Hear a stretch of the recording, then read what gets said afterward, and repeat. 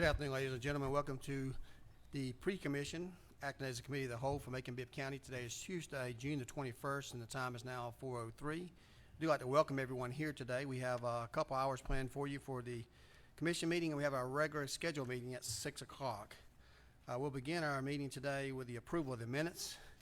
The approval of minutes is from May the 3rd, 2022 meeting. I get a motion to approve. Got a motion by Commissioner Wynn. Can we get a second? Second by Commissioner Howell. Any discussion regarding that item? Hearing no discussion, all those in favor of the approval of the minutes, please say aye. Opposed, nay. That motion carries and will be sent to consent agenda tonight. I'm not aware of any announcements or any new business, actually any announcements at this time. And before we move on to new business, we do have a need to go into executive session. We need to make a motion to amend the agenda. So at this time, I entertain a motion to amend the agenda to go for purposes of going into executive session first. And then we'll take everything else according to that after executive sessions. So I'll make that motion. Can we get a second? Got a second by Mayor Pro Tem Clark. Any discussion regarding that item? Hearing no discussion, all those in favor of moving that to the front, please say aye. Opposed, nay. Okay, we'll move that to the front. At this time, I'll ask for a motion to go into executive session for the purpose of consulting with the county attorney or other legal counsel to discuss pending or potential litigation, settlement claims, and all of those allowed by law and the mention thereof. I get a motion to go into executive session. Motion by Commissioner Wynn. Can I get a second? Second by Mayor Pro Tem Clark. Any discussion? Hearing no discussion, all those in favor of going to executive session, please say aye. Opposed, nay. Motion carries. We're now in executive session to the business brings forward.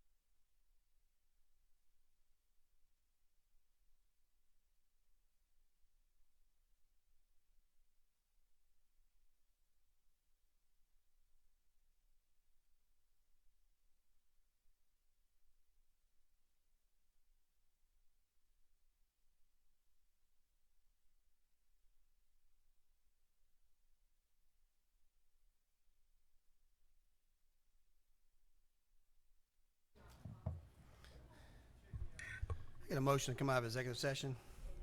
Motion by Mayor Pro Tem Cart, second by Commissioner Bronson. Any discussion? Hearing no discussion, all those in favor of the motion, please say aye. Opposed, nay. We now have executive session. Going to move back into our item of new business. We have an ordinance to amend Chapter 16 by organizing the current provisions in a new article to be known as Article 1, General Offenses, and to enact new provisions under a new article to be known as Article 2, Business Offenses, to amend Sections 16 through 23 and 7-294. We have a number of sponsors listed, 7. Do we have any additional sponsors before Commissioners Lucas and Tillman? Commissioner Tillman, you want to be listed as a co-sponsor, sir? Yes, sir. Thank you for that. Commissioner Tillman would also join us as 8. And Commissioner Lucas, would you like to say something before I have our attorney start? Yes. Okay, go right ahead.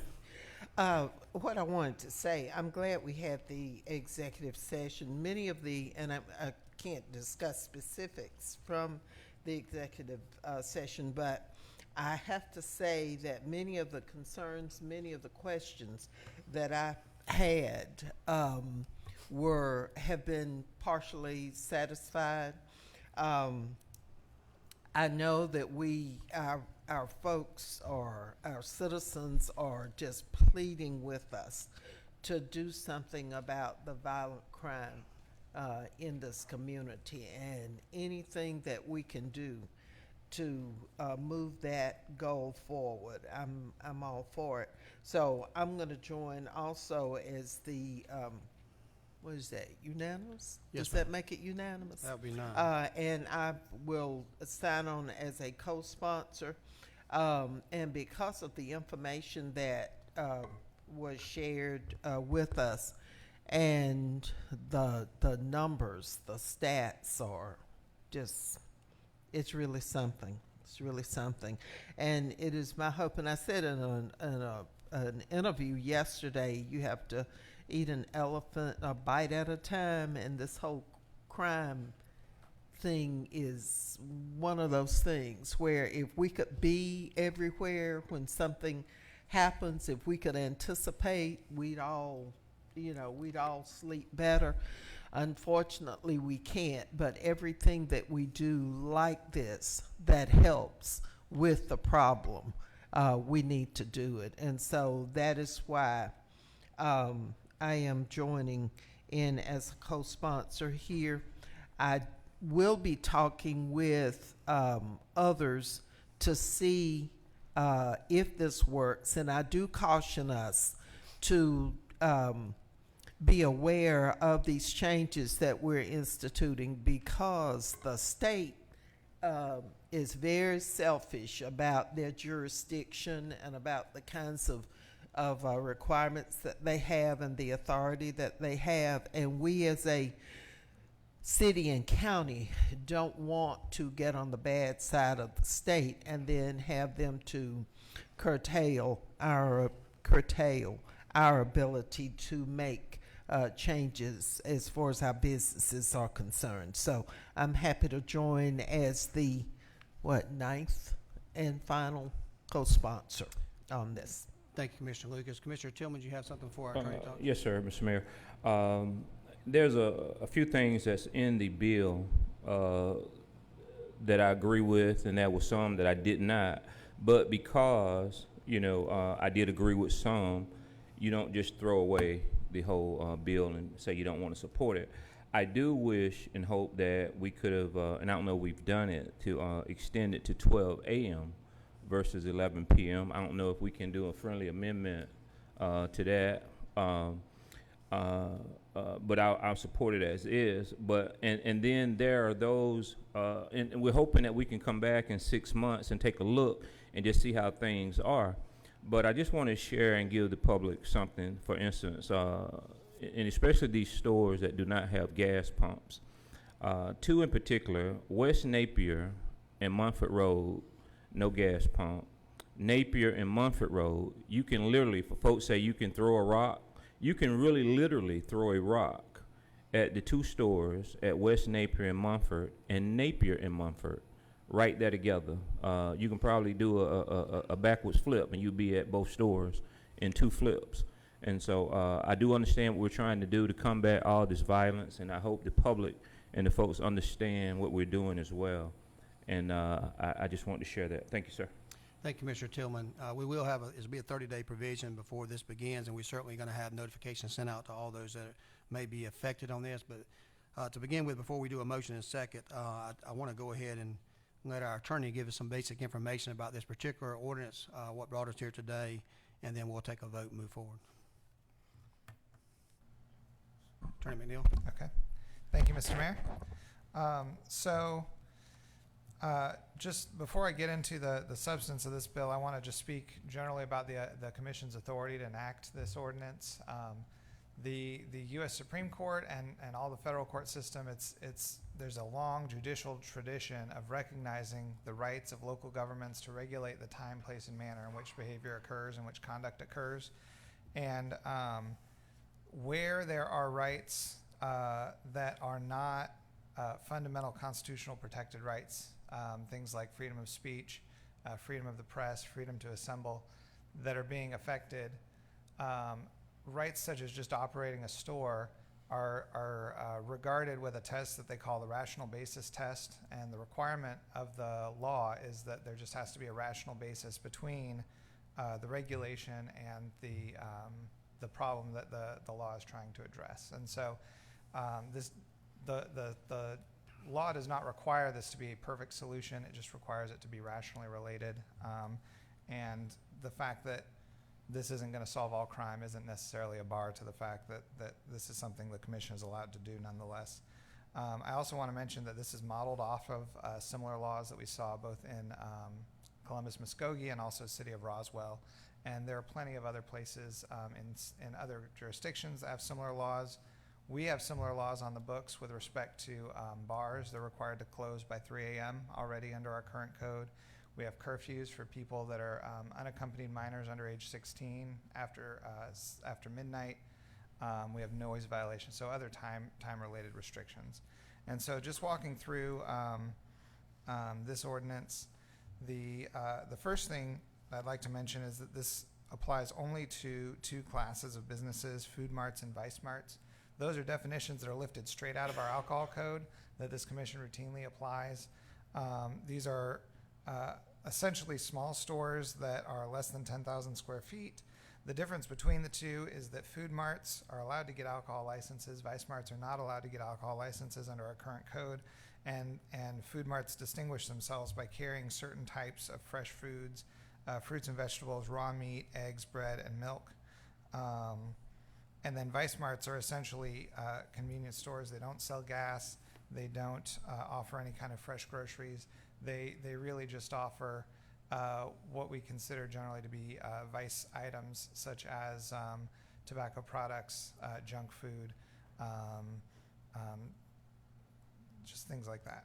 So Section 1 of the ordinance splits Chapter 16, which is our offenses chapter, into two articles. Right now, all of Chapter 16 is into one article. So all the current provisions are put under Article 1, which is titled General Offenses. And those right now number sections 16-1 through 1643.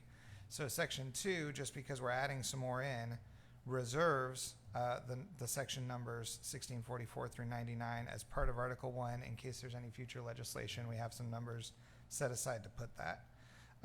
Section 3 of the ordinance creates Article 2 and begins with the new Section 16-100, which is definitions. This adopts those definitions of food mart and vice mart from the alcohol code. It also defines the owner being the person, anyone that owns more than 25% of the business. That's the same standard we use for our alcohol licensing. And the manager is the person that's on site that has discretionary authority over the operations or over the employees. And it defines the premises to be the entire tax parcel, the entire land lot on which the store is situated. So interior and exterior. So Section 16-101 sets out the new hours of operation rule. In Part A, any food mart or vice mart that is open for business, including the receiving of deliveries after 11 p.m. or before 6 a.m. on any day, shall be in violation of this code section. If there's a customer already inside the store at 11 p.m., they can complete purchases, but they have to leave the business by 11:05. Part B, any manager that's in the store, they're allowed to be there between 11 and 6 for the purpose of performing closing, maintenance, stocking, or other operational duties, but they can't let any customers inside, and the exterior doors have to be locked during that time. No one else other than the manager or employee of the business, or anyone that's exercising regulatory or law enforcement jurisdiction over the business, shall be suffered or permitted to be present on any part of the premises, that's interior or exterior, between 11:05 and 6 a.m. The presence of any other person other than is provided in this paragraph on longer than a transient basis is a violation. And so if anyone is just hanging out on the parking lot, if anyone is, they're not welcome there, but they're not being kicked out either, that's what suffered to be present means, that's a violation as well. Part D, the owner of the business where a violation occurs, where someone is there after hours or the business is operating after hours, is guilty of a violation of operating a Vice Mart or Food Mart outside of permitted hours. That's the name of the offense, regardless of whether the owner is present on the premises or not. So the owner has a duty to tell their managers and to direct operations to comply with this ordinance. The jurisdictional limit of this county government to punish offenses is a $1,000 fine and 6 months in jail. And so this is a mandatory $1,000 fine with an option of up to 6 months in jail for the owner. The manager, if they're a separate person and they're on the site, on the property, is also a mandatory $1,000 fine and an optional up to 6 months in jail. That's left in the discretion of the municipal court. Anyone that's found guilty of 2 or more violations at one business in a 6-month period, that's considered a per se basis for denying or revoking any alcohol licenses. And so because this affects Food Marts and Vice Marts, these stores don't necessarily sell alcohol, but if they do, and they get 2 or more citations in 6 months, that's reason by itself for this commission to revoke their alcohol licenses. Any person in paragraph G, any person adjudicated guilty in connection of 3 or more incidents in the aggregate at any one business in a 12-month period constitutes a nuisance per se. I want to speak to that momentarily. There's a state statute that defines nuisances and gives us powers to prosecute nuisances by getting orders from the court to require the business owners or the landowners to fix whatever the nuisance condition is, whatever's causing danger or harm to the community. In that statute, we're specifically given authority to define nuisances per se. Nuisance per se meaning a nuisance by itself. This condition, wherever it exists, is a nuisance, and it's defined as such in our code, so that if there's a store that has 3 or more of these violations in any 12-month period, then that gives us a basis to go to municipal court and get an order just assuming that they're a nuisance. That meets our burden of proof, and the municipal court will then order them to take action to abate whatever the nuisance condition is. That could include shutting the business down for up to 12 months. But there may be other remedies possible. That leaves the discretion of the municipal court judge.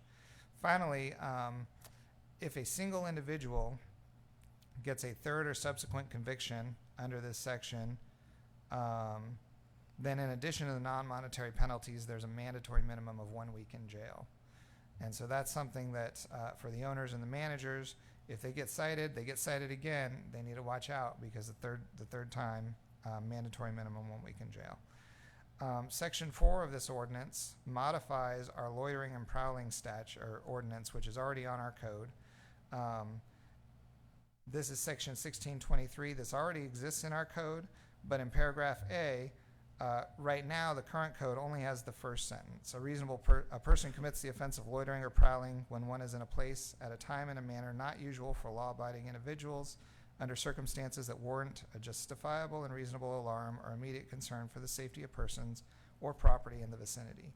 This adds, as an additional way to commit the offense of loitering, any person other than an owner, manager, or employee of a Vice Mart or Food Mart, as those terms are defined in section 16100 of this code, present on the premises of such Vice Mart or Food Mart between the hours of 11:05 p.m. and 6 a.m. on longer than a transient basis is guilty of the offense of loitering and prowling. And so if someone is just remaining on the parking lot, that is by itself an offense, punishable by a fine up to $1,000, up to 6 months in jail, set by the discretion of the municipal court judge. Lastly, Chapter 7 had a provision in Code Section 7-294 relating to convenience stores. This is a provision that exists kind of outside of our regulatory scheme that we have in our alcohol code for Vice Marts and Food Marts and the other classifications of similar types of stores. What is written in this ordinance in Section 5 already exists in our code, but at the bottom of B, where it defines convenience store, in our current code, it says, convenience store shall include any small retail store stocked to primarily sell prepackaged food items, may also include beverages, periodicals, other household supplies for customers who purchase relatively few items per visit. Such stores may or may not also sell fuel. Such stores may be open between the hours of 12 a.m. and 6 a.m.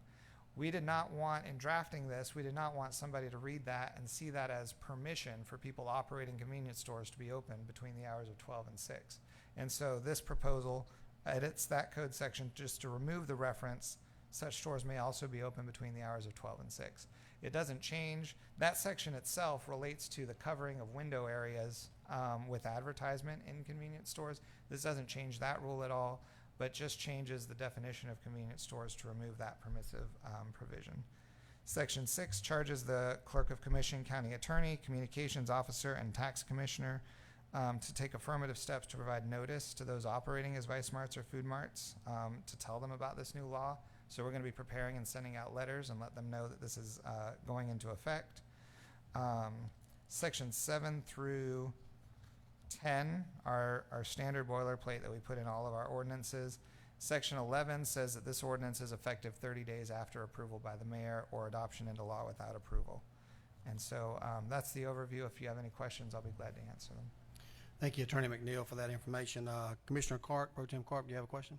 Yeah, you mentioned that after 2 citations, it triggers the commission's ability to revoke an alcohol license, correct? Yes, sir. How will, what's the timeline on getting that before us after those citations are sent? I mean, is it at the discretion of code enforcement or the sheriff's department, or how fast can we revoke those? Because I do think that's a tool that would be, I think this commissioner, at least I won't speak for everybody, would be quite apt to use given 2 citations at a site like this.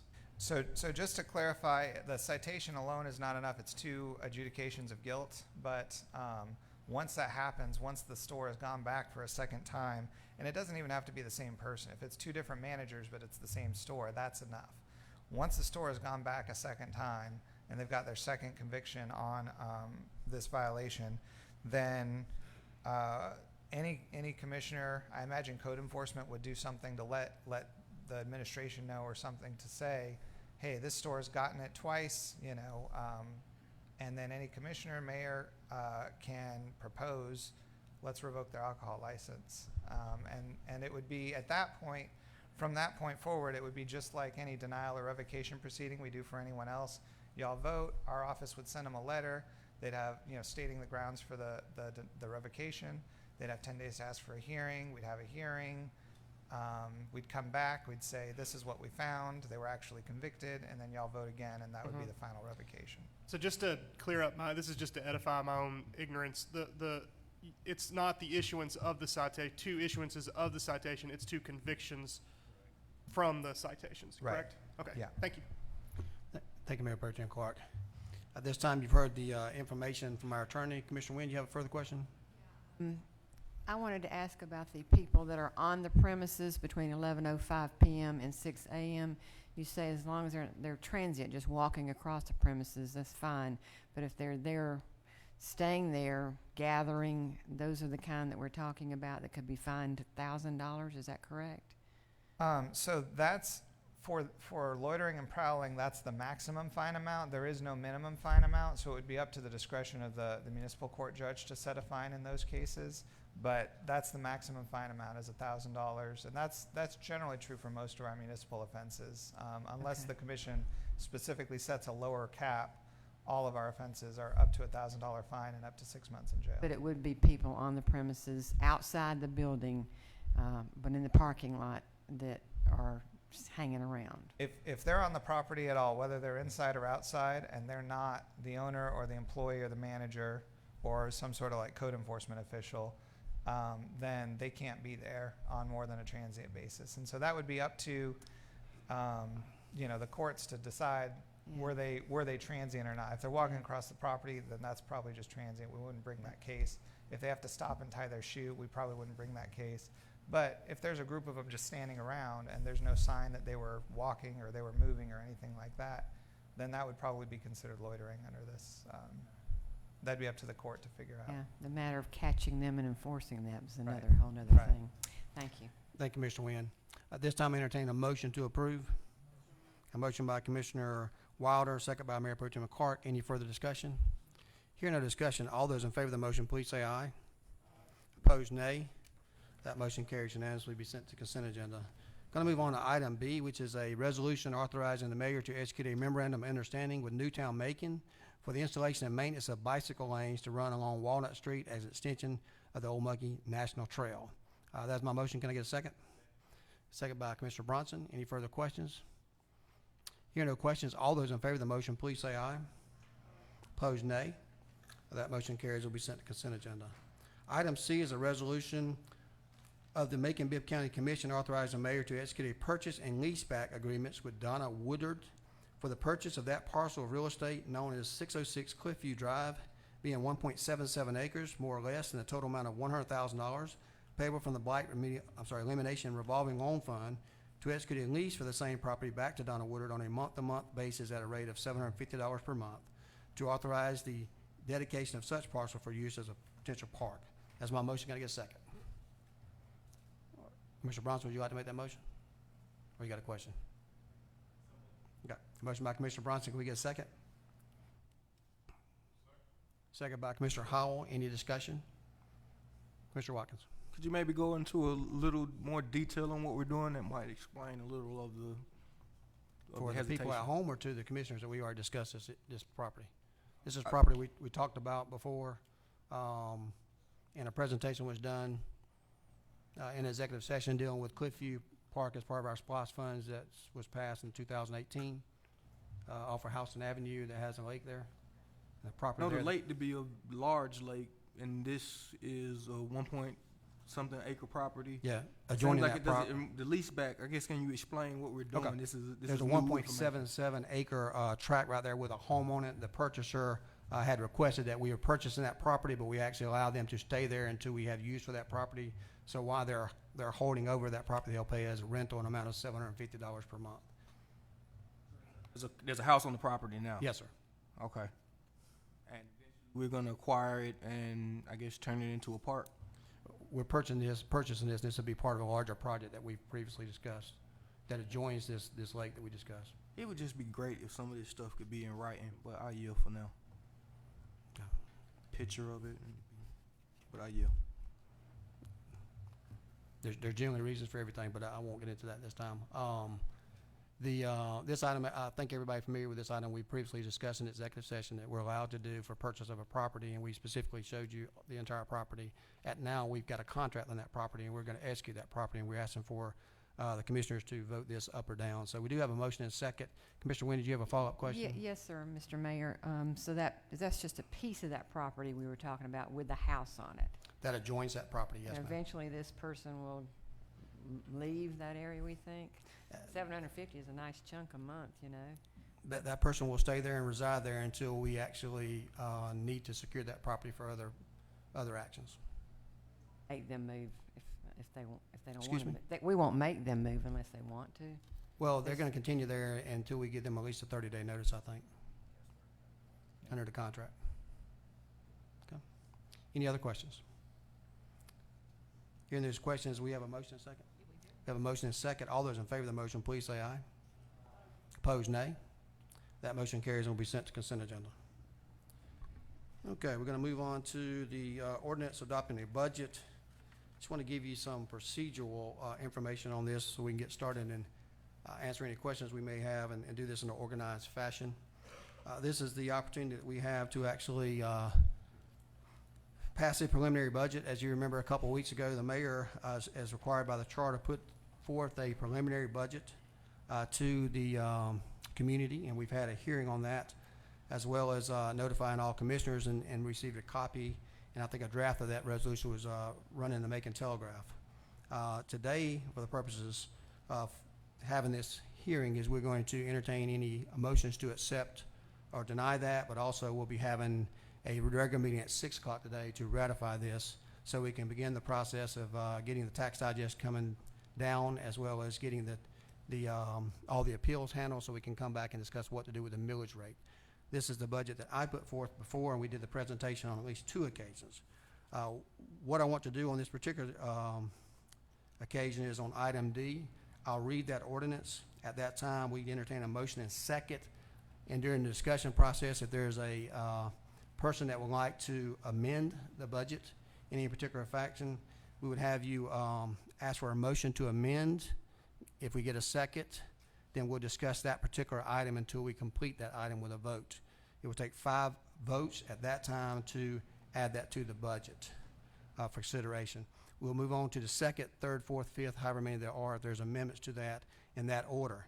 At the completion of any amendments by any commissioners that passes, we will, at that time, vote on the budget itself with those amendments. And that will require 6 people for that budget. After that, we'll do the same thing again as far as taking a budget vote at the 6 o'clock meeting. At that time, the mayor, under the charter, can exercise authority up to 10 days to strike any particular item out of the budget for any particular amount. And if he decides to do that, it will come back before this commission at the regularly scheduled meeting to allow 6 people to override that line item veto. Want to remind everybody that we had a budget of around $198 million for this next year that was proposed by the mayor. My preference is to keep that amount at $198 million. So if there are amendments that are going to be added to that particular amount, then likewise I will be looking for making cuts for an equivalent amount of that money, just so you know where I'm coming from. Also want to remind commissioners that last year our budget was a lower amount, but during the period of a year, the commission approved $13.8 million in amendments to the budget from last year. Commission also approved approximately $5 million in CIP funds. So this is also a fluid document. It's not the final document, even though we will vote on it tonight. There will be opportunities to revise and to amend this budget throughout the year like we normally and customary do. So at this time, I'm going to go ahead and read this ordinance, get a motion in a second, and if there's any time after that point in time that someone would like to make amendment, we'll take those one by one. This is an ordinance to adopt a budget and appropriate sums for the operation of the Macon-Bibb County government for the fiscal year 2023 to provide for repeal any conflicting ordinances. That's my motion. Can I get a second? Got a second by Mayor Pro Tem Clark. This time, do we have anyone, any questions, concerns, or any amendments to the budget? Hearing no amendments, all those in favor of adopting this budget, I'm sorry, Commissioner Watkins? I don't know. My light's on. I just saw it. Okay. Before I voted, I just wanted some clarity on a few things. I appreciate you allowing us this time. So, like on page 1, I think maybe it was the second slide, it shows us that the adopted budget for FY22 was 174 and 174 million, and the FY23 budget was 198 million. And my assumption is that's covering the expense lines. Could you share with us the revenue for that the proposed revenue for the same time period? Ms. Moore, is that something you'll be able to do? The 174 was the adopted budget last year. The amended budget was about $13.8 million more than that.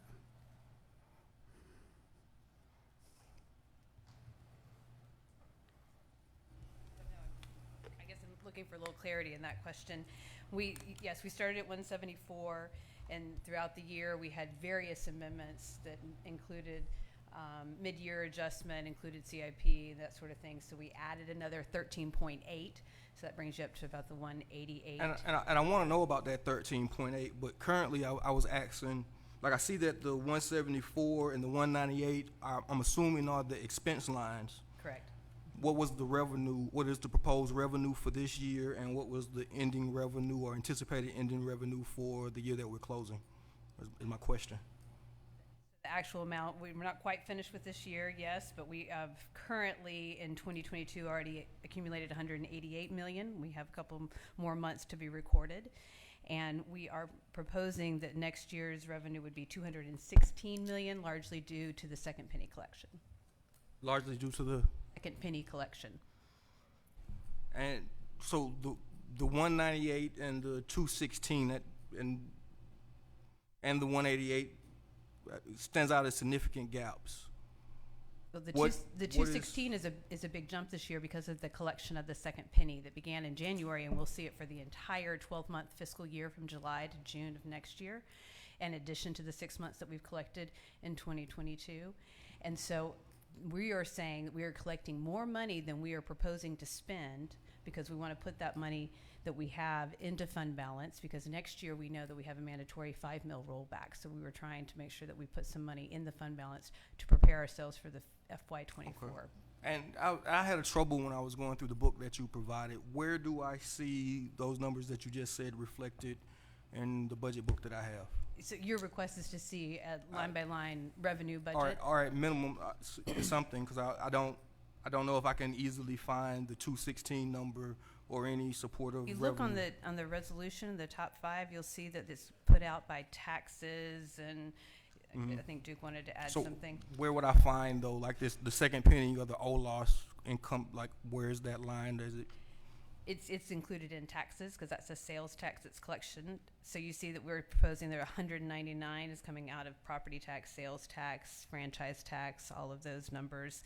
We see business licenses at 4.6 and intergovernmental revenue at 2.5, charges for services 6.3 million, fines and forfeitures 1.6 million, rent about 1.6 million, miscellaneous funds and other financing resources each about 400,000. Last year's, the tax issue for 199 is taxes for this year. Last year it was, Oh, it was closer to 162.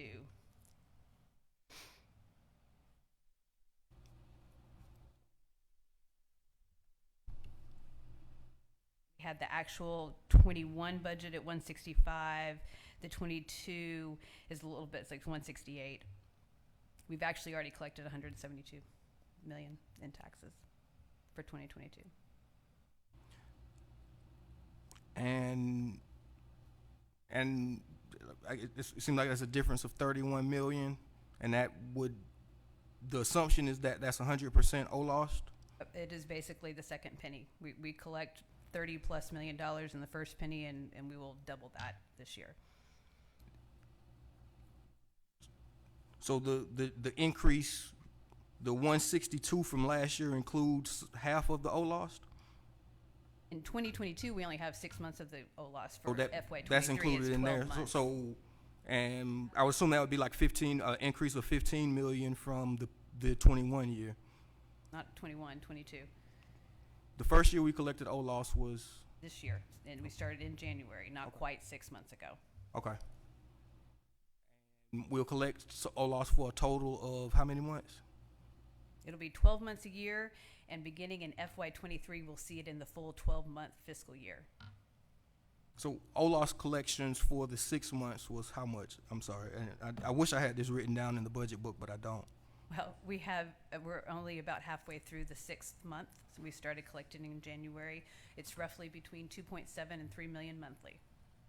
January is always a low number because everybody's been shopping in December. March and April sometimes are higher depending on if people have gotten tax returns, so it Okay. just kind of floats. Okay, and I thank you for covering that. And in the budget presentation, it covers about $10 million in additional expense.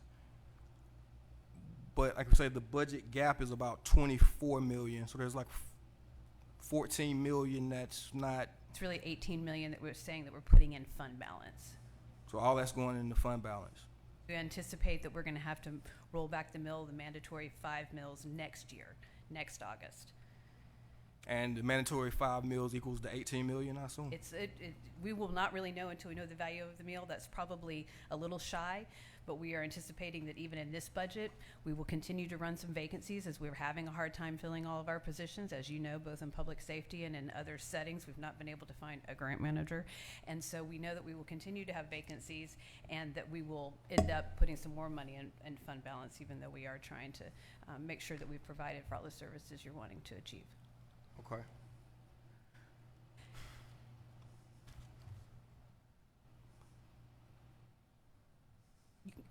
You had another question that you were wanting to know about, that if you're going down your list, that I did get the numbers worked out for the salary adjustments that were done in the mid-year last year.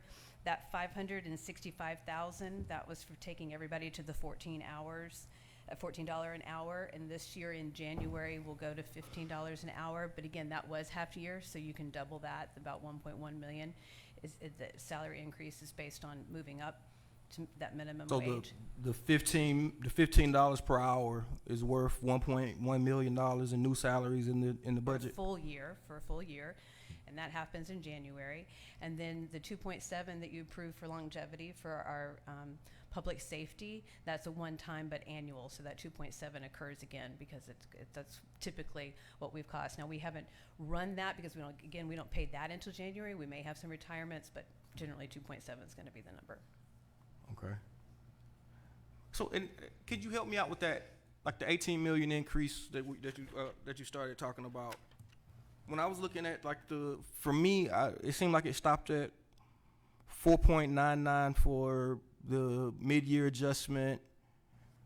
Are you talking about the 13.8? Yes. Could you just, so I'm familiar with 14.9, and I can make about 2-3 million others make sense. But there must have been another big item that we covered over the course of last year.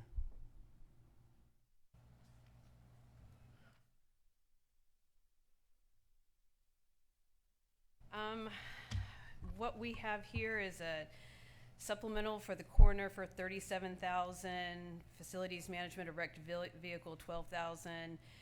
We gave general fund, community foundation $2.5 million. We had an ordinance.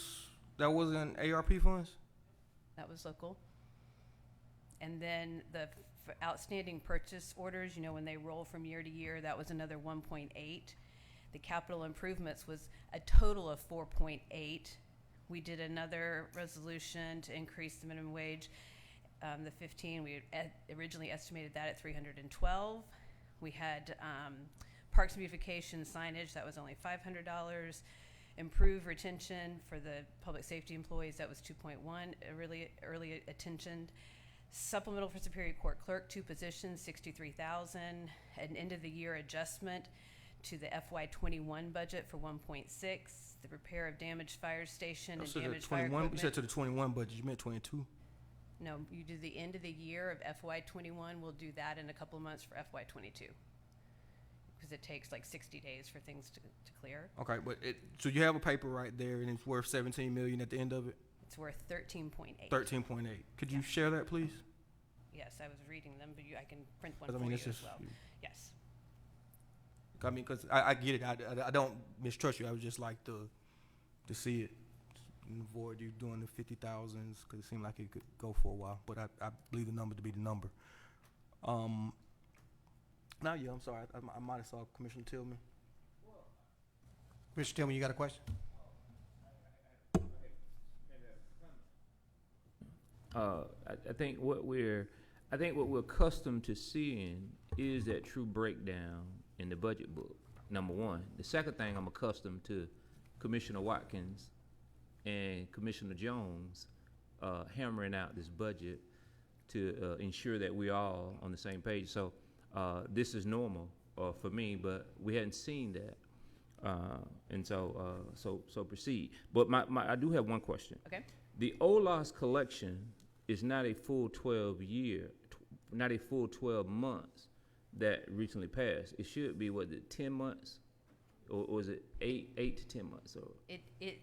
on this first year. Started collecting January 1. Right. So we've Right. only collected 5.5 months. Right. We haven't finished with this month. Yeah. And so, and then let me say something about the budget book. One of the things that I don't think Sharita gets recognition enough for is that she puts together the budget book every year that wins awards nationally, and that not only relies on her putting the information together, but of all the department heads sending all the information in about what they've achieved. So it was important for us this year to actually give you that detail, that you can see what the department heads have written up and said that they are achieving with their work every day. And so we're following our financial policy that says that the commissioners approve at this department level, and the department has 3 components. It's salary and operating capital, and that is what is required by GFOA when Sharita puts it in the book and sends it off. And so we thought it was actually more important that you got some of that detailed information this year. And I appreciate that. And I think what's important, what I'm trying to convey out to the public, what they're hearing is Macon-Bibb finances right now is in some good standings, because most of the time folks just hear about the SPLOST and don't get it confused with the OLOST. So we have a SPLOST, and we also have an OLOST, and we have ARP funds. So what we're hearing, these numbers go up because there was a gentleman that came down and spoke and saying, oh, we're supposed to reduce the budget mandatory by the charter by 20%, which I didn't speak up because we don't supposed to speak to them, but we actually did that, I think, in 2017, with y'all's help. We accomplished those numbers with a lot of retirees and folks taking a buyout. So this commission should be commended for that, and we didn't correct the gentleman maybe when he got with the mayor, because I think they was doing some exchanges that he corrected him. But this government has done everything within that charter in this new consolidated government that was asked. And now we are back to good standings at a budget of how much now? Is it 190? 198 is Yeah, the proposed yeah. budget, yes. Yeah, and I think when we first started, I think it was probably like 150, 150, $60 million. Down in the 140s, and that's 140 hard to live something. on. So I would say in 7 or 8 years, we've come a long way. Come a We're in long good way. standings. Mhm. Thank you. And I appreciate that. Mhm. Thank you, Mr. Tillman. Commissioner Jones? Yes, so just a comment, Julie, to make sure everybody understands, as you've told me, the Georgia Department of Revenue funds that we get run about 30 days behind. So you still don't know what we collected in May, correct? Correct.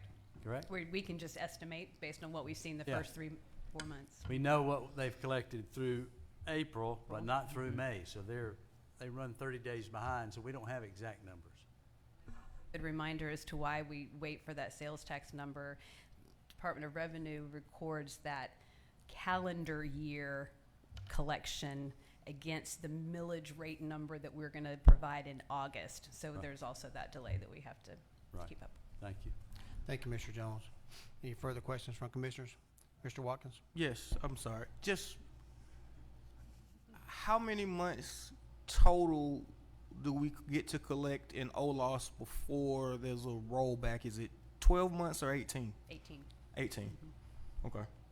So 6 months in this fiscal year and 12 in other. Okay.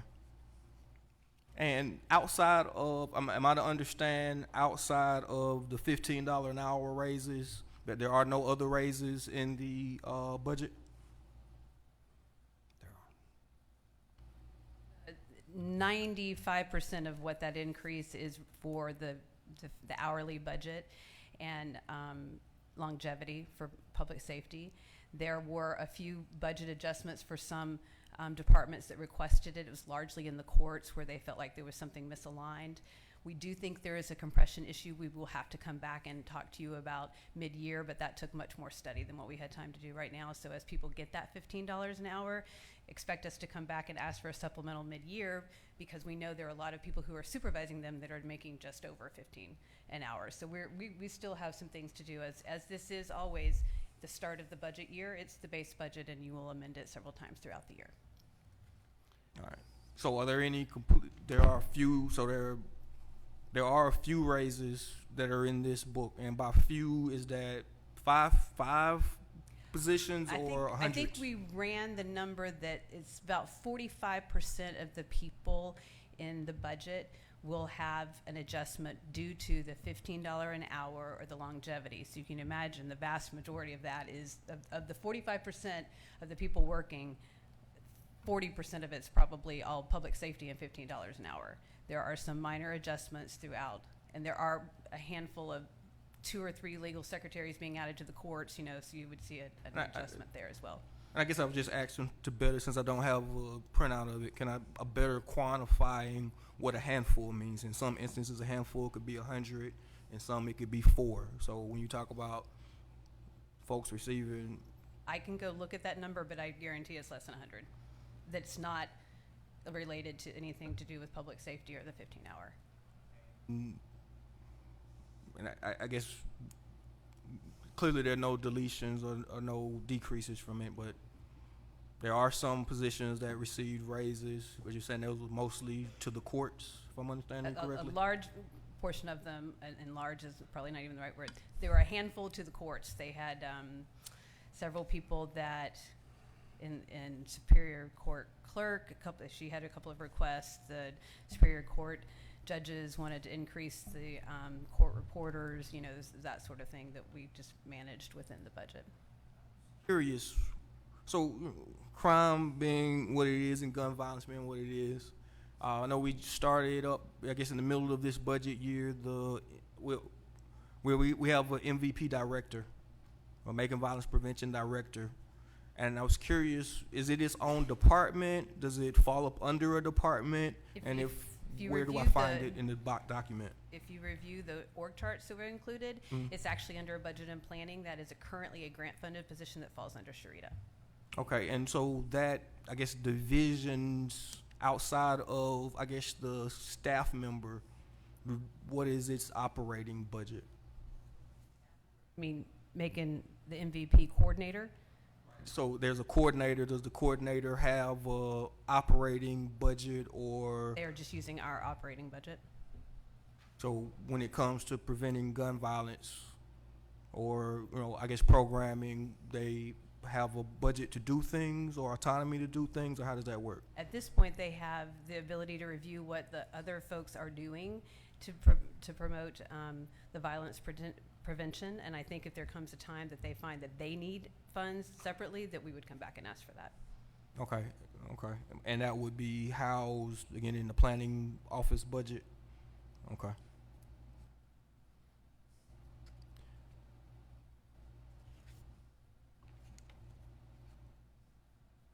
I'll yield with my questions. Commissioner Wynn? Thank you, Mr. Mayor. Don't go away yet, Julie. Just want clarification for any of those that might be watching this, that on the OLOST, we will collect 18 months. And the rollback, the millage rate rollback, will not be until next year, 2023. That was the way we presented it. Correct. Just want to make sure the public understands that. Correct. So a lot of people think the money we're collecting already from January 1, it should be applied this year. We don't even know what that mill rate is for this year yet, because Right, that's still in calculation. Just for clarification. And I want to say thank you to you and your knowledge of our budget process and our budgeting and your ability to answer the questions so easily and quickly. Thank you. Thank you, Commissioner Wynn. Commissioner Lucas?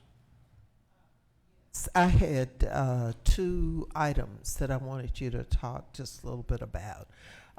Senior citizen services, that's including any feeding programs, any collaborations there, and then also Bowden Golf Course, because the folks who go out there and play they've had some concerns, and I know y'all are addressing some of those. So I'd like publicly for y'all to state. Talk about that, but Oh, he's the golf person. some of the senior feeding programs, you know, some of that's done through the aging council. Some Yeah. of that is done through some of the food distribution grants we've given out for ARP as well.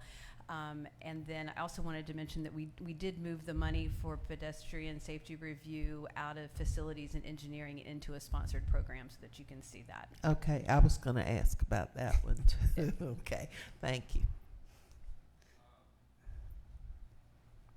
The golf course, you remember 2 years ago, we lost a person. I tried to absorb that in the budget.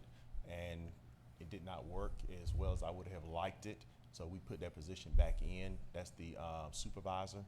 At the time, the golf pro was going to do both the programming and overseeing the grounds. So we're going to have a person dedicated back for the supervisor of the grounds. So that's the major change in Bowden this year. Okay, I just think that as the only municipal golf course, I know you're paying attention to it, but I'd like to see maybe some ongoing attention because there was so much that had to be done, and it's gone through a period of time where not a lot was done, and so it's kind of in need of a good bit of work now. So I just wanted to throw that out there as one of those things for us to look at. And since we don't have the different committees now, we have to depend on y'all to kind of tell us what you're doing as an administration on these things so that we can try to answer questions. Thank you. Hasn't there been an increase in rounds played? I guess that's what you Yeah, call I think the them. county manager's report included all ma'am. that information, and we have seen an uptick, and I think we are, In your have monthly better report, programming. I report the cumulative, but you are correct. It's been an increase in rounds, which is an increase in financials at the golf course. Yes, ma'am. Okay, thank you. Thank you, Commissioner Lucas. Mayor Pro Tem Clark? Yeah, I think with the additions to public safety, to code enforcement, I'm sorry, I'm having a little trouble reading for quite obvious reasons. To pedestrian safety, the quality of life increases. I think that they're incredibly good. I think one of the things that our community as a whole is facing that we've had to talk to and come in front of, every Tuesday night and say that it's not us, the recent increases in tax assessments. Ms. Moore, do you believe that this base budget allows for us to address that at a later time to offset those costs? Because before you answer, my concern is based off of the fact that I know we have these resurgence of struggling neighborhoods that have really, really done God's work to put their neighborhood back together. And part of the foundation of that work are legacy homeowners that have been able to hold on to that generational wealth, while frankly folks have been trying to take it away from them. And now that we're seeing this increase in practices that I think are it's apt to describe as predatory, you match that with rising taxes. I think we might be seeing a perfect storm for what we all kind of generally call gentrification. And it's my reading of this budget, and after talking to the mayor, that we're in a good position to make sure that those people who have stuck by their neighborhood aren't going to be priced out of their neighborhood. But I just wanted to get your general thoughts on that. Well, and my first statement, and even to the mayor when he's talking about it, is that we're just still in the process of learning what that number is really going to be. We, like every other community, saw a hot real estate market, and people were selling, and often selling high, and so those assessments have come out. And I think some people have seen some real growth that they didn't anticipate, and it's a double-edged sword. It's a good thing that your house is valued higher, but it's also sometimes hard to imagine what that's really going to cost and what it's going to mean, and we don't know that yet because the tax assessors are still in their appeal process. That is step one. They have to get through what they think is reasonable and that it meets the state standard of being between 38 and 42% of whatever the growth has been and the sales have been. And then they send that information to the tax commissioner, and the tax commissioner has to put some information in to our tax digest for us to finally get down to what the value of the mill is. If the value of the mill is only $4 million, then 5 mills at $4 million is $20 million. If the value has jumped up to 5 mil, 5 mil value, 5 million, then if you take 5 mills at 5 million a mill, we're talking 25 million. So there's a big gap in that number that I'm not willing to guess about because we just haven't seen all the numbers yet. But I think it is certainly the effort and the desire of the commissioners to make sure that we're not pricing anybody out of the market. We want this community to be stronger. Let's celebrate that we've had some good sales, because there were years, decades ago, that that wasn't true. And then let's just try to do our best once we have that real number to know what we can live within. But I think this budget, we're not spending everything we're anticipating bringing in, and that's a good way to start, is to say that we've got some room in our fund balance to manage some of that. Thank you. And thank you for everything you've done to put this together and your team. This is incredible work. Thank you. Thank you, Mayor Pro Tem Clark. Any additional questions from Ms. Moore or myself regarding the budget? Mr. Watkins? Yes, the pedestrian safety slide, on page 5.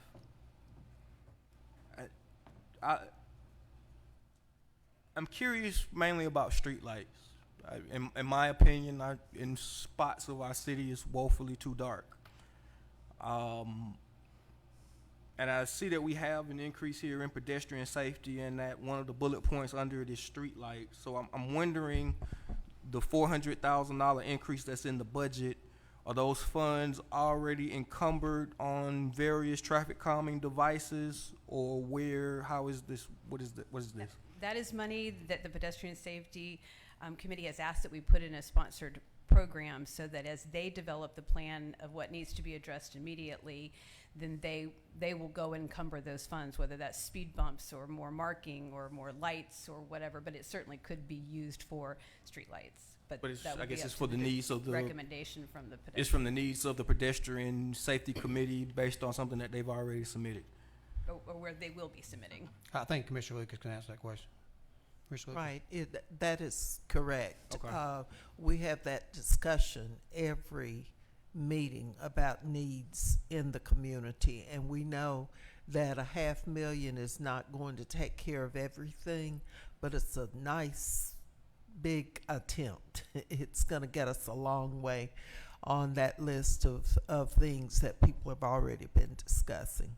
So, and we are grateful that there's that additional monies. It was $100,000 this budget, and now $500,000, and that's going to go a long way, because a lot of places have been identified that need additional lighting, the sidewalks, these other kinds of things. Following the process that's kind of been in place for a couple of years, and letting that group give us some guidance of those hot spots and what can we address it with. So, again, it is my anecdotal opinion that there's several areas that I think we sometimes call unsafe or blighted that are also very dark. If I'm understanding correctly, there's a line item that we pay for street lights out of, and it seems like about $3.6 million is. That line is actually for all the electricity, and streetlights are included in that number. Okay. I think that was some of what the information that. All right, actually, I'm still, that was the top number, but in street lights is included within the 3.6. We're still not clear how much we spend actually on street lights countywide. It will take a while to go through all the bills and make sure that we delineate that to find just the streetlight cost. Okay, and I guess I learned, it seemed like from that conversation, that the install doesn't actually cost us anything. It is the annual fee associated with the electricity. So if the county wanted to add more street lights to, say, Unionville, Montpelier corridor. I think his statement was that was directly related to the GDOT particular lights on the construction, that there is some cost when you're installing in neighborhoods. Mayor, one of the things that this commission at consolidation agreed upon was the streetlight process. No, we didn't agree on it, because I'm clearly in objection right now, but go ahead. This commission did at consolidation was agree on a streetlight process, that we have an application process that goes through. And I've told every commissioner, if you have an area, if you will have the residents go through the application process, and we've done it numerous times, I can, at least 4, I know in the last year, we will work with any community to get the streetlights in there. We go through this process that was approved. I hate that it seems to be some confusion about it, but it is a process that we try to go by. If I may, so the process is the legislation, and I read it recently, and it seems as though we're kind of picking and choosing the part that's relevant to us, because also in that code, and correct me if I'm immediately wrong, that by resolution, the county commission can add streetlights at its discretion based upon safety and other words that make sense. And that's what I've asked. And I also know that I'm not wanting to cost our citizens in a low-income area the fees that you're mentioning. I think we can do this by resolution, and again, providing for it in the budget is where I'm at. So Well, your answer isn't providing us much growth in this, because you're taking me back to a place that I understand, Well, but I've already, so I'm standing here before you to say again, if you let me know the neighborhood, we can work together to get it done. I've said So, this repeatedly. I've tried to work with the, I think it's the traffic and engineering department. I've sent over a GIS map with areas highlighted. He sent me back responses. And I guess part that kind of gets me is not so much the policy, but it's the mindset. And it's quoted in the email that y'all believe that the area is well saturated enough. I send you an area that me and the citizens have agreed needs more light. And my response back from the administration is, we honestly think that it's well lit enough, so what are you doing? And I'm still here before you with citizens and communities that seem to be dark, asking for better consideration of my request. Well, I think we're talking circular here. I think this commission acts as a policy-making body, and if you're not satisfied with the policy that's in place, then you need to create new policy to take care of that. If there are specific needs that want to be addressed, and there's a proposal for a specific need that we can talk about, I think we're more than willing to look at that. I'm very specific. Montpelier, Unionville corridor, Xena. I was on Xena, corner of Xena, and I think it's Daffodil. Like right here, you put your hand right here, you literally can't see it. It is pitch black on that street, and people live there, and they need help. And I'm very specific. You have an actual map and a request with a dollar amount attached to it, and we're acting like y'all ain't never seen it before. That's wild. But I yield on the street lights. I don't believe there's gonna be much growth here today on that issue, so thank you. Anything else? It's the same question when it comes to right-of-way maintenance. I noticed in the beautification section that there's an additional, I believe, $164,000, and I was curious as to, is that already an encumbered project, and if so, could you explain that project a little bit? If you'll remember, last year is when we really increased the amount in parks and beautification and public works to do some right-of-way cleaning, and they have done a tremendous job.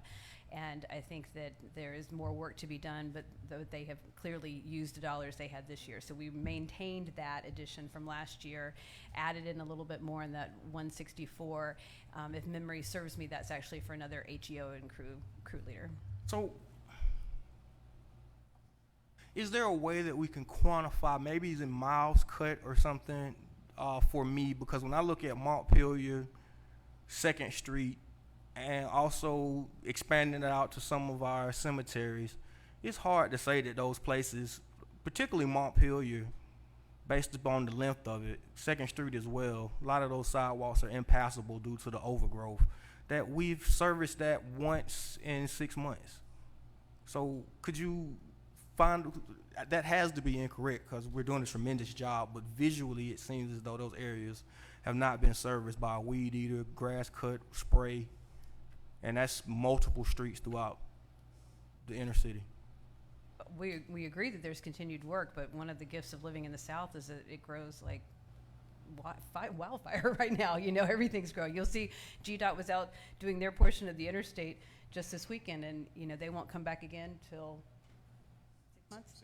6 months, and it'll grow up. That's what our crews are So doing. 6 months They're is, going so from I'm curious though, like, so for Montpelier, how many times have we cut it in the last year?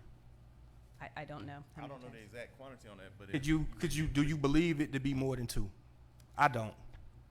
well, you get a weekly report. Again, I've looked at several things, and I'm standing here, and I'm couching my bet with 2 because I don't think once.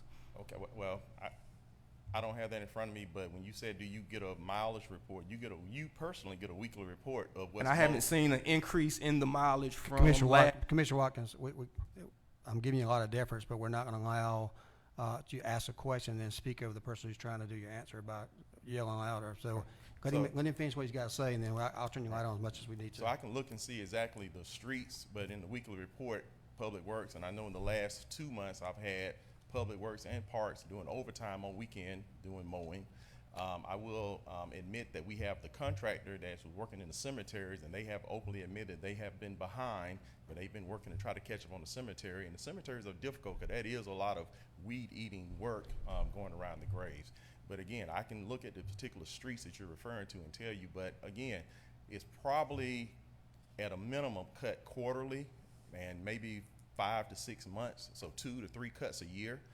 Last year we did enact another program. I believe we put $250,000 to use some outside vendors.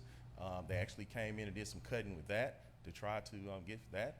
And so we have, over the last year, done a number of things from overtime to using some additional outside vendors. But again, we're not going to have places that's going to look like a golf course in our cutting process. So,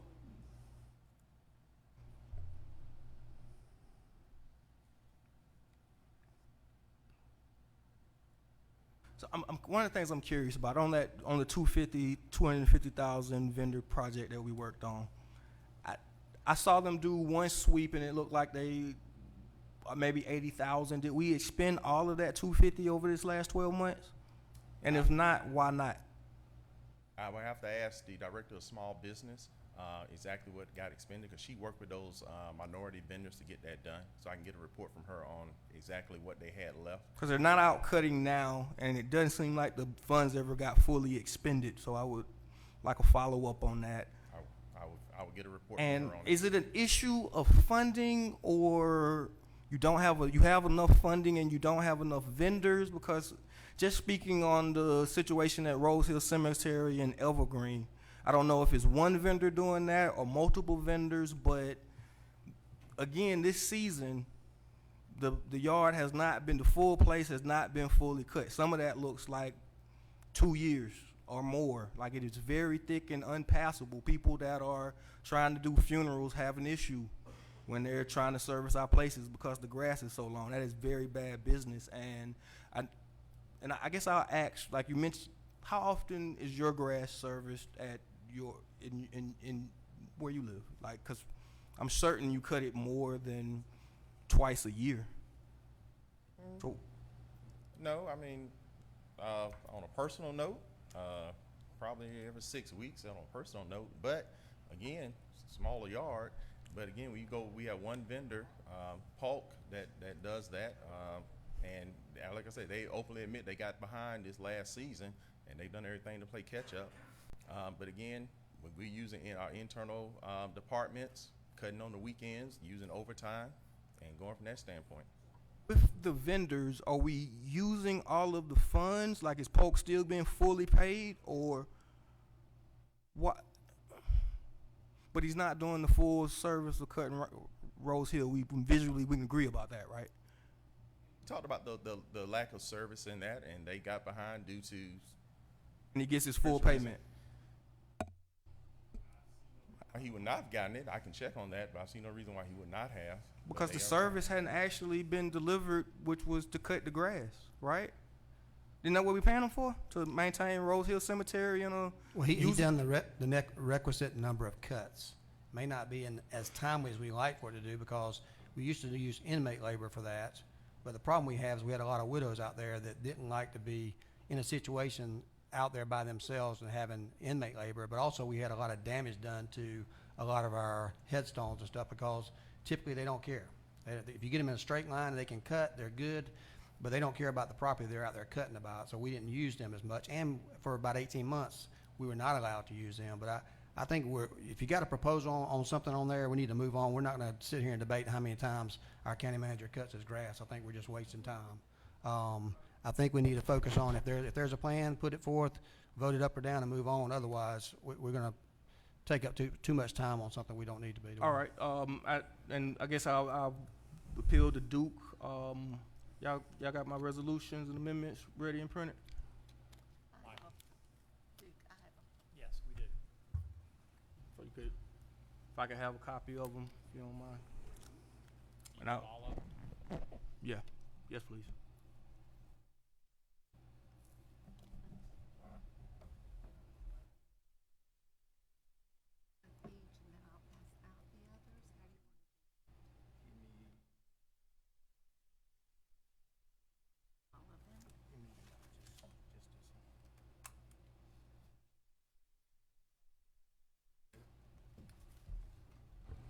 I was gonna say, while we're waiting for that, the deadline for this budget is June 30th for approval.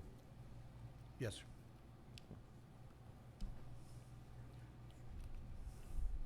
So, I,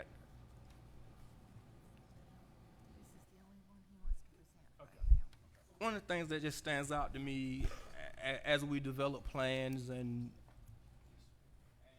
conversations throughout my community, that a lot of our stuff isn't written down. Like when it comes to, right now we know that we want to see the Unionville corridor improve. We know that we want to develop the area around the Macon Mall. We know that we want to see improvements to Houston Avenue. When it came time for us to develop downtown Macon, one of the first things we began developing was community land use plans. We created the Macon Action Plan, and that still guides the development of Macon downtown and largely Macon today. What I'm proposing here is that we spend some time over the next year developing land use plans and community development plans for areas outside of the urban core, and allocating funds in the ECD budget to do just that. It's my understanding, just from, I guess, anecdotal research, that these plans can typically cost $50,000 for a pop for them to be done well. And by done well, that includes town hall meetings, community involvement, charrettes, and fully developing out land use plans using the full communities. I would like for us to consider in this amendment setting aside some funds for that purpose. Not limited to also coming up with a comprehensive written blighted elimination plan. I think it's a goal that we all have, but I don't know if we all mean the same thing when we are speaking about that issue, or even quantifying what is a blighted house. So that's my motion. I think you have it before you. You've heard Commissioner Watkins. He's distributed a motion here for $600,000 for some information that he's indicated here. Do we have a second? And this is in the form of an amendment to the budget. Got a motion, we have a second. Commissioner Lucas would like to second that. Any other discussion before we vote? Commissioner Tillman? Yes, sir. I don't know how many more amendments that anyone's going to have. We have until June 30th. It appears that we may be headed to a situation where we need to come back for a meeting or discussion to look at some of this stuff. I don't know if we want to all get these amendments, and I think what we're seeing in witnesses, and this is what happens when we don't in advance answer all these questions, because I'm at the will of the people. I'm prepared to stay here tonight, but I wasn't expecting to stay here tonight. So I don't know how many more amendments that's gonna come before us, but I do want to take, and I'm reading this one, so I'm curious as to how many more, and then what we may need to do in moving forward, or do we just need to go ahead and just make preparations, and I'll text the family and say I'm gonna be here at 9 o'clock tonight. You may be here by yourself at 9 o'clock, but we don't expect to meet again before June the 30th, I can tell you that. Well, Not- I not a mean, meeting we I'll have be to calling. pass a budget by June 30th, and I mean, so I do if agree with that. we've- I do agree with that, but I don't plan on calling any meetings before June the 30th. Well, You take that however you need to, but that's what I'm saying. well, Mr. Mayor, that's part of the budget process. We are definitely in the process, and we're gonna follow it to a T, but right now, we've got a motion and second. I'm asking for discussion on this particular item, and then we're gonna vote it up or down and move on to the next one. So any discussion on this particular item, Commissioner Lucas? Thank you. Um, Several years, well, a few years ago, we had something similar to the community development and land use plans. There was a study that was done, or a move to look at items that would go into the development of the unique areas in the county. I don't know where that information ended up, and I don't remember. I think the regional commission worked on that. I don't want to have something like this that is a good proposal. I don't want to see it just die here. I would like to, and I know I spoke to it, I should have just made the motion to table it because we do need to further discuss it. And I don't want to hold up the budget because we can't reach a consensus on this. So my motion is to table.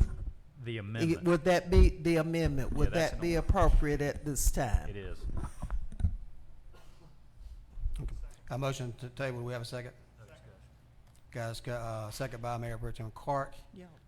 This is a non-debatable motion. All those in favor of the motion to table, please say aye. Opposed, nay. Motion to table is granted. You got another motion, Commissioner? To approve the budget. Is there any more motions to amend? If not, we'll entertain. We've already got a motion and second on the budget itself. Correct. Okay. Commissioner Watkins?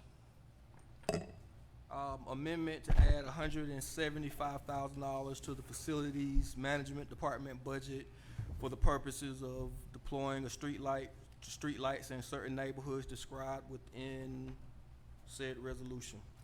Commissioner Watkins would like to make an amendment. He does have that in writing that he'll be passing around through you. It's $175,000 for lighting that he discussed earlier. Is there a second?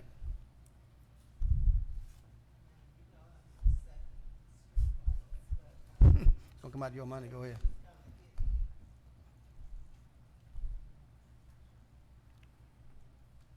We have one motion. Do we have a second?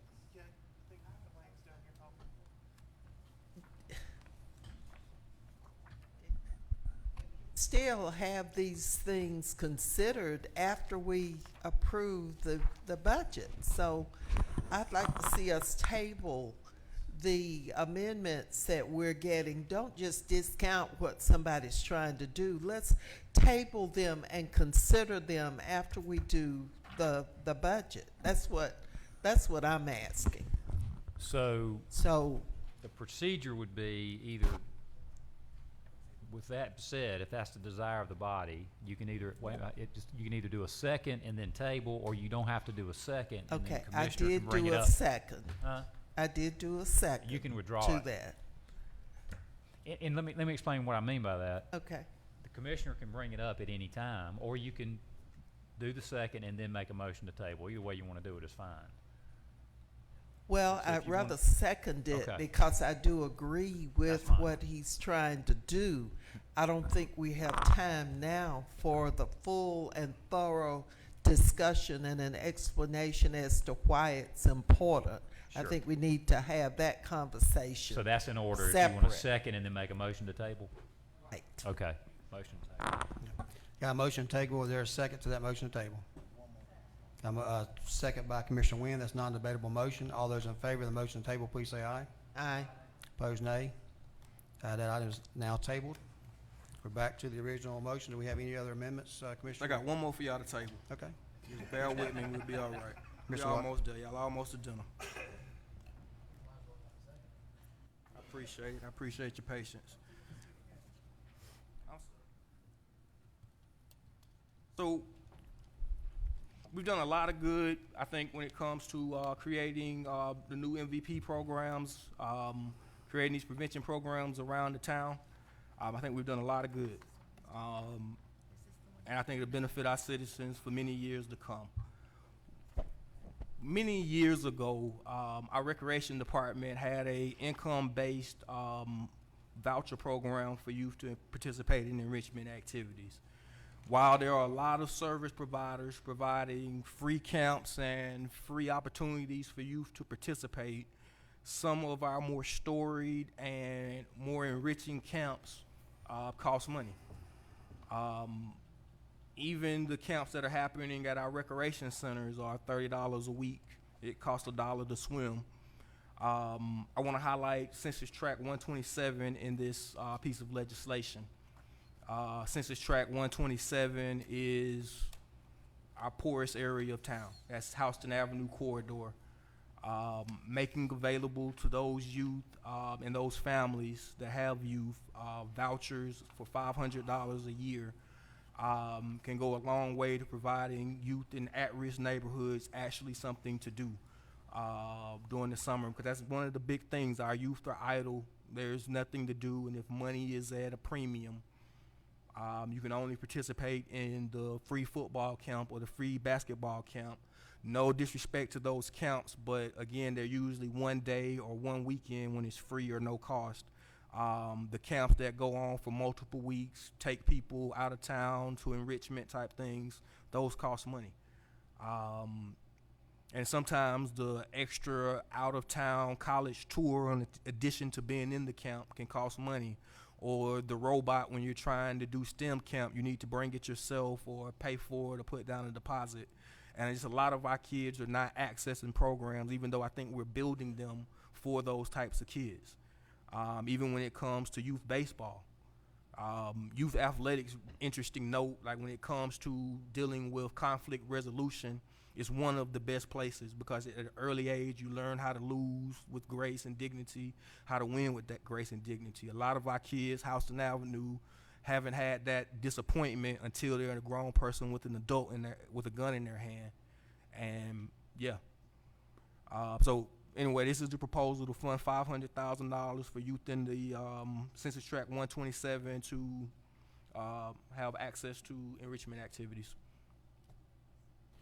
Commissioner Watkins has made a motion, and do we have a second? Okay. Commissioner Lucas would like to second. Commissioner Tillman, do you have something to add? Yes, sir. I just think these are all good resolutions, and I honestly think this is why we operate as a committee of the whole, but during the budget process, we have not had this in-depth conversation, and now we seem to be running out of time. This is why during the budget process, we needed to have all those issues and things hashed out and questions asked. Because these are some good ideas that others can become a part of and get on board with. I just think that in fairness to the budget process, that these are things that need to have been discussed a little bit further in advance, or I have no issue if we're going to come back and pass this by before June 30th. Thank you. Thank you, Commissioner Tillman. Commissioner Lucas, do you have follow-up? Because we passed the budget doesn't mean we can't come back and consider money items at every meeting. So I don't think we're precluded from dealing with these other issues. I just feel like that from reading the tea leaves that there's a desire to go ahead and approve the budget. And I think that in order to give sufficient time to the sponsor and also to gather additional sponsors for these initiatives, I think we need to table them and then bring them back so that we have time to discuss them thoroughly. Now, this voucher program was in place because I previously served as chair of community development, and it fell under the community development funding. Well, they funded it, and it provided a part of the registration fees for young people, and it was based on income.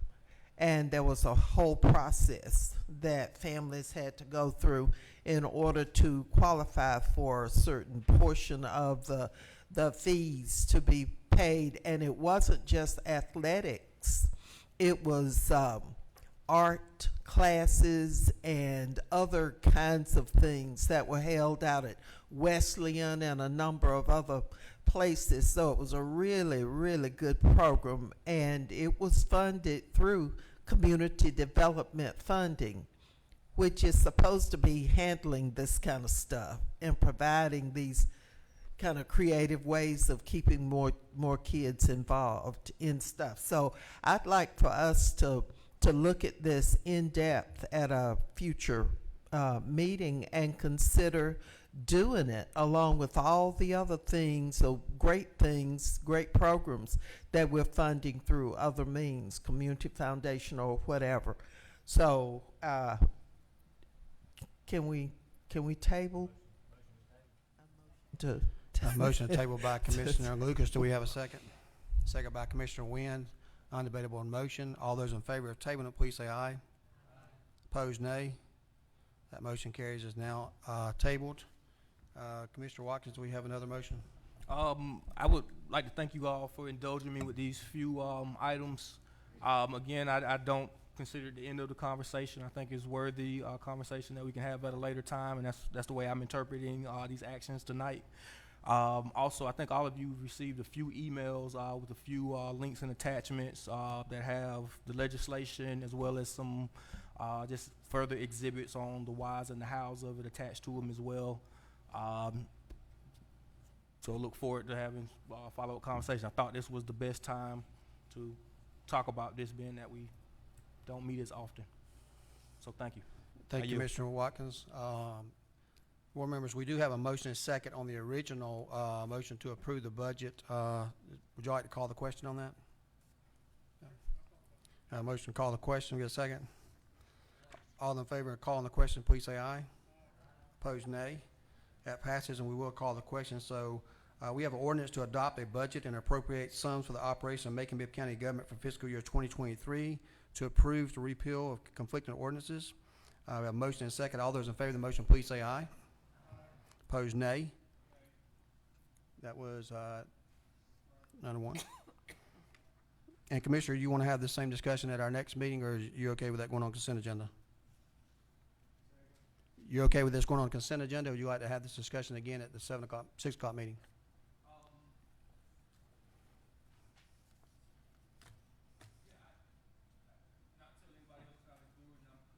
Put it on the consent agenda, but for me, I just don't have enough information. I literally don't have a document with. I can put it on the regular agenda, and you can vote no against again. So, however, No problem. okay. Okay, we'll do that.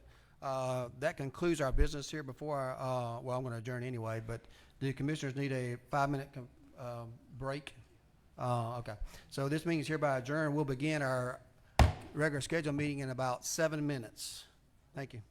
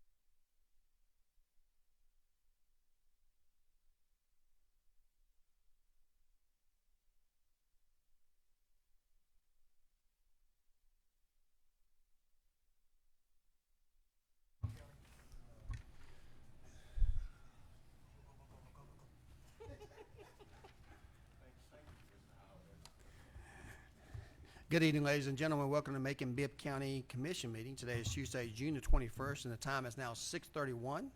We've had a very long pre-commission meeting today, but we have a lot of work done for our community, so we do apologize for being a few minutes late. We're going to begin our meeting like we always do with the official call to order and then our prayer. Our prayer tonight will be led by Reverend Steve Smith, who's the pastor at Avondale Baptist Church. Please stand, and after that, be followed by the Pledge of Allegiance.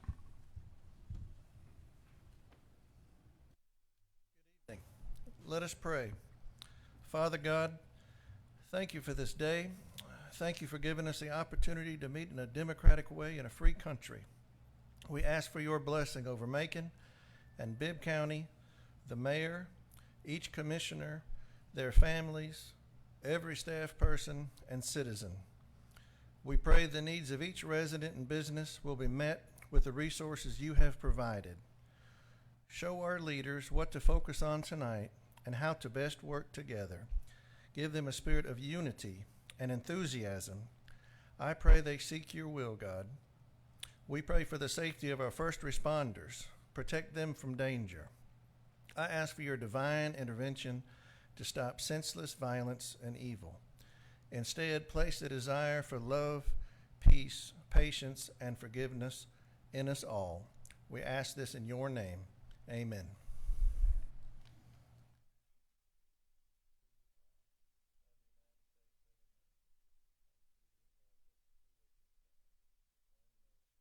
Under God.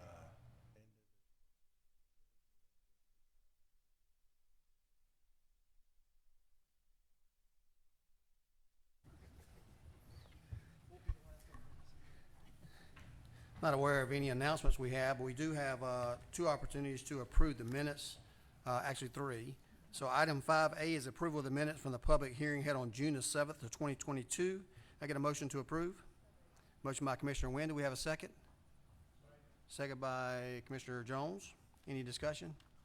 Hearing no discussion, all those in favor of the motion, please say aye. Opposed, nay. That motion carries. Item B is approval of the minutes from June the 7th pre-commission meeting. Can I get a motion to approve? Got a motion by, who was that? Bronson and Wynn? Oh, Wynn and Jones. Any discussion regarding that item? Hearing no discussion, all those in favor of the motion, please say aye. Opposed, nay. That motion carries. Item C is approval of the minutes from June the 7th regular commission meeting. Can we get a motion to approve?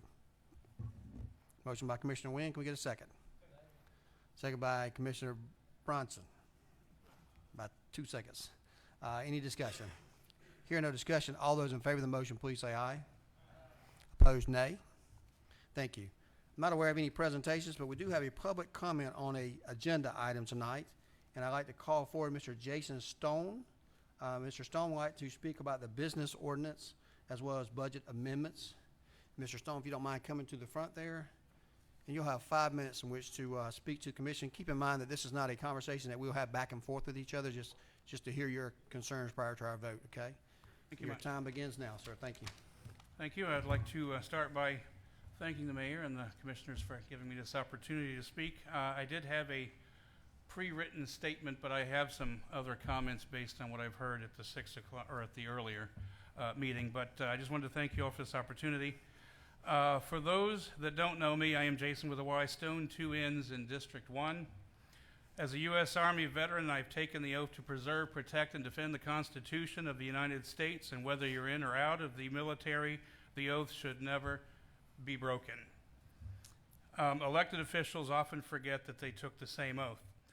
Wherever any government attempts to extend its authority beyond its limits, I will be there, and I am here today. This ordinance forces businesses to close from 11 p.m. to 6 a.m. and is definitely an inappropriate overreach. As we've seen by COVID, businesses can close down anytime they deem it necessary. I do not believe that the government should regulate business as a solution for high crime rates. The sheriff and his office are responsible for protecting all within the boundaries of Bibb County. If more regulations already on the books were enforced, businesses would be safer. Instead of voting today to penalize businesses for the lack of enforcement of the police force, pass an ordinance to require more money spent for more law enforcement, and just don't wait for the OLOS to, you can work with whatever that is now. The things I had determined while we were here is that if you were to close a business 7 hours a day for 30 days a month, that's 210 hours a month. At a very conservative $25 a day, that's $5,200 a month, $63,000 a year, times however many businesses. So if you even went as a very conservative 25 businesses, that is $1.5 million of revenue that is being missed out on that they can't have because they're forced to be closed. There seems to be more effort enforcing this ordinance than for enforcing actual crime for the individuals that are choosing to do these crimes. Criminals are clever, and they will rob whatever store is available to them for drug money. So if you close these stores, they'll go to the gas stations, and if you close the gas stations, they'll go to ATMs, and then carjackings and then home invasions. A crackhead will get money from anywhere it deems necessary. So cutting off businesses, however many, is not going to help because criminals will go where the money is. And once this door is open, what's next? Finally, as far as the amendments that I heard today, I just wanted to remind people that government isn't obligated to fund everything. Charities do exist to help take care of communities, and so reach out to those as far as sports and arts and music and such of that nature, because the government is not responsible for paying for everything. Anyway, thank you for your time and consideration. Thank you, Mr. Stone. Okay, that's the only person we had speaking on a agenda item tonight. We do have a consent agenda. The consent agenda tonight is items A through H. Does not include item I, which is the budget. We'll do that separately. So at this time, I'd entertain a motion to approve the consent agenda as published, A through H. Can I get a motion to approve? Motion by Commissioner Wilder, second by Commissioner Wynn. Any discussion? Commissioner Bronson, you have a motion? You had a question? Hey, just out of curiosity, in regards to the ordinance, could we get a little more detail in regards to who would be fined in the event that someone is still on the property? I just want to get some clarification on that. Say, for instance, if I'm an employee and I'm closing down the store and I'm still inside the store, am I being fined as the employee, or is it the store that's being fined? How is that working? Be the owner of the business and the manager of that business. The owner and the manager will be. That's correct. So if I drag my feet and mop the floor real slow, You're okay. okay. If it takes you 6 hours to do it, you're okay. I don't recommend anybody doing that, but Right. okay. All right, cool. You just can't have anybody in the store. Thank you, sir. Thank you, sir. Mayor Pro Tem Carter, do you have something? Yeah, if there's any more discussion on the ordinance bill, we could pull it off the consent agenda. I was just gonna. Yeah. Is I there- think that was the only question. I appreciate that. We do have a motion and second to accept the consent agenda items A through H. All those in favor, please say aye. Opposed, nay. That motion carries. We're going to separately take the ordinance adopt a budget and appropriate sums for the operation of the Macon-Bibb County government for fiscal year 2023 to provide for repeal of conflicting ordinances. Can I get a motion to approve the budget? Got a motion by Mayor Pro Tem Clark. Can we get a second? Second by Commissioner Jones. Commissioner Watkins, you have a question? Yeah, I just wanted to explain myself a little bit for the other members of the commission. I appreciate all the effort that was put into organizing the budget. I'm certain, I hope that it is, balanced and sound. But for me, you're asking me to vote on it today. Again, I'm totally devoid of any details as it relates to the revenues, which is half the budget and very important. I've asked for some extra items just because I think there's stuff that we should know, and I appreciate the verbal answers today, but again, having it on paper, like in an actual budget that, mirrors the ones that we've seen before would make me more comfortable. So for that reason, I'm voting no. And again, we had the whole amendment thing. There are clearly some issues that I think are not addressed adequately in this budget, so thank you. Thank you, Commissioner Watkins. We do have a motion and second. All those in favor of adopting the budget as passed in pre-commission, please say aye. Opposed, nay. Okay, thank you very much. I believe there's no need to go into executive session again tonight, and there's also no public comments on non-agenda items. So the time is now 6:41. This meeting is hereby adjourned. All right, that's a wrap. The library stay open.